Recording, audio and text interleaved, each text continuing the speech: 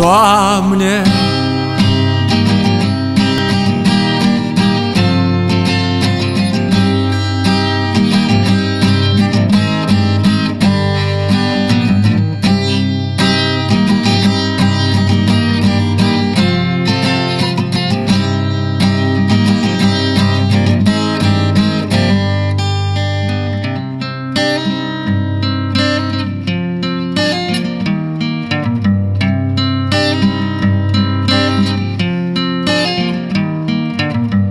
A fost un august blestemat ce ne-a dus robie.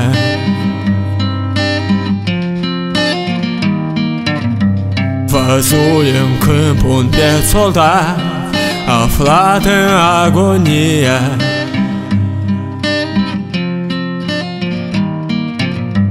Era un brav ostaș român cu fruntea de acum rece.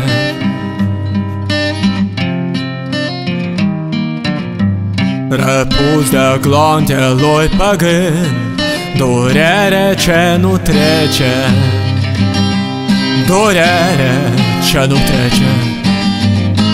M-am închinat la cel bărbat căzut la datorie,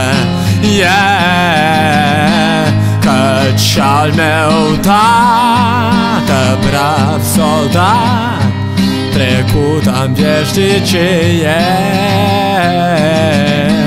M-am închinat la cel bărbat căzut la datorie, căci al meu tată, brav soldat, trecut am veșnicie.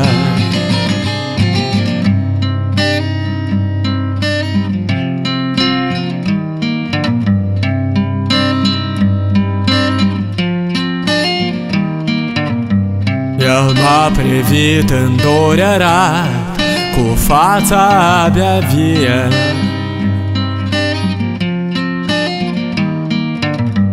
Din geni o lacrimă a scăpat, ce dus a fost să fie, ce dos a fost să fie. M-am închinat la cel bărbat căzut la datorie, căci al meu tată, brav soldat, trecut am veșnicie. M-am închinat la cel bărbat căzut la datorie, căci al meu tată, brav soldat, trecut am veșnicie.